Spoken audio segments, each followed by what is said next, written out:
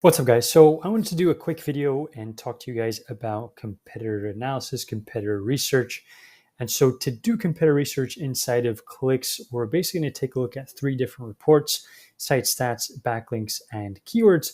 But for now, for this video, we're just going to take a look at site stats. That's going to be long enough. Now, the cool thing about using an app like Clicks is that you can basically uncover exactly what your competitors are doing, what their SEO campaigns look like, and we can try and take as much inspiration as possible and apply that to our campaigns to also perform well on Google. Now, we're going to start off with this example right here. So let's say that I'm basically starting a new recipe or cooking blog. And so Clicks.com is quite big in the cooking space. So we're going to be using them as an example competitor. So once I've typed their domain, I have loaded up the report, the first thing we need to take a look at is this graph right here, the traffic over time.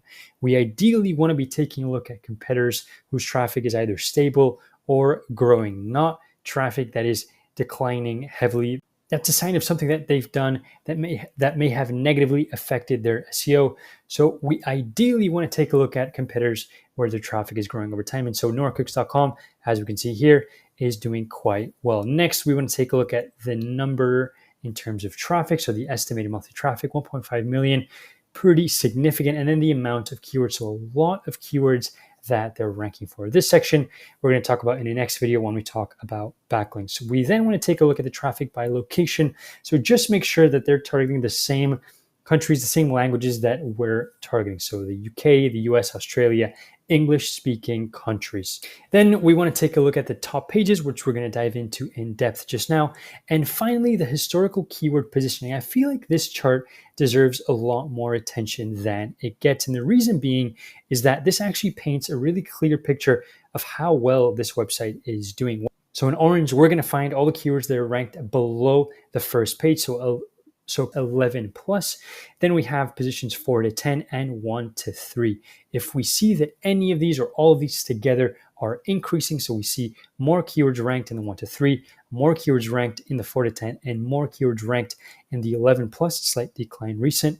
But basically everything is going up. That's a good sign that these guys are doing things well, probably in terms of the backlinks and also in terms of the content that they're creating. So this gives us a really good bird's eye view of really good SEO that's being developed. Now, let's take a look at some of their keywords, right? This is going to be probably the most important report to understanding the type of content that they're creating and why it's going so well for them. So what we're going to see here is basically keywords that are ranked in position 1, right? So this is going to give you, if we scroll down to if we flip the filter, we're going to see these are the keywords that are ranked further along in the search. But what we're interested in are the keywords where this competitor is doing extremely well. So we can take a look at some of these keywords, see exactly if this makes sense with the type of content that we'd like to eventually create, and then also take a look at the search volume, right? These are big keywords. This is the estimated number of people, number of searches being performed for this specific keyword.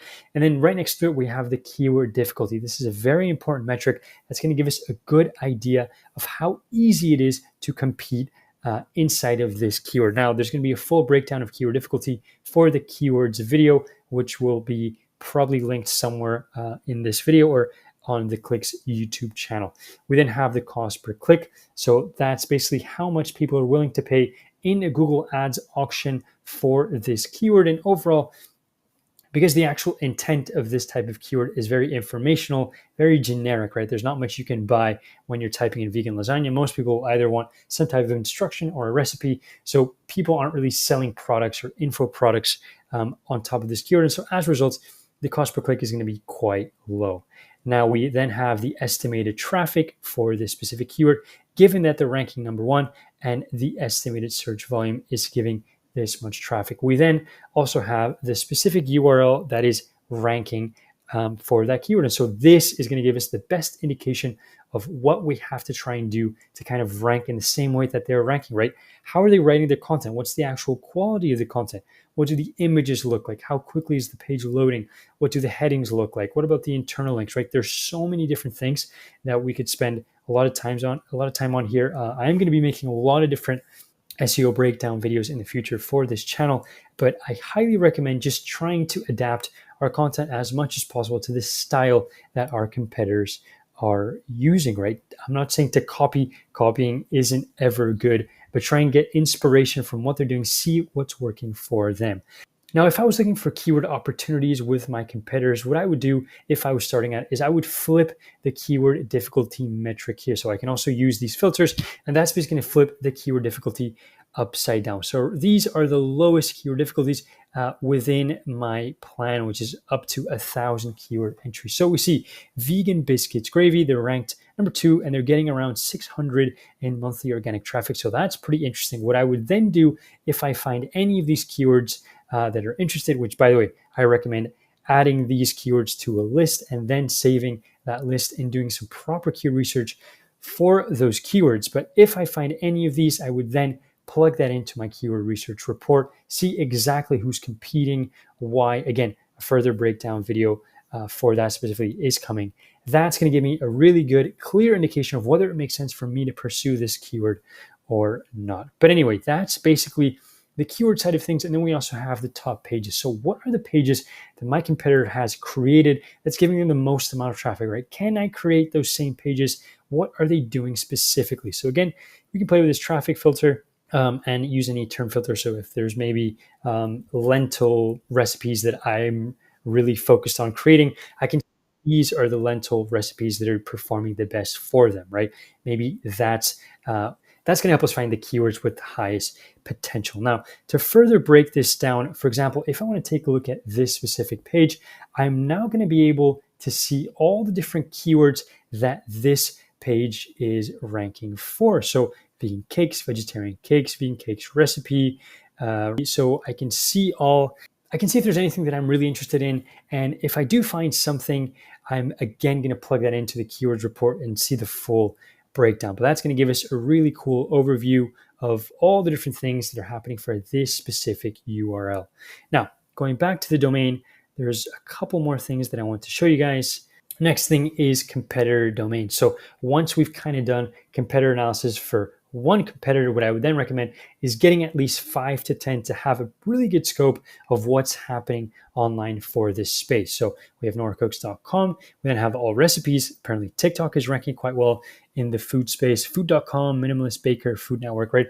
A lot of these different competitors. Now, a word of advice from me is I would try and find smaller competitors if I'm starting out. So here's one, Vegan Food and Living. Let's check out this competitor right here.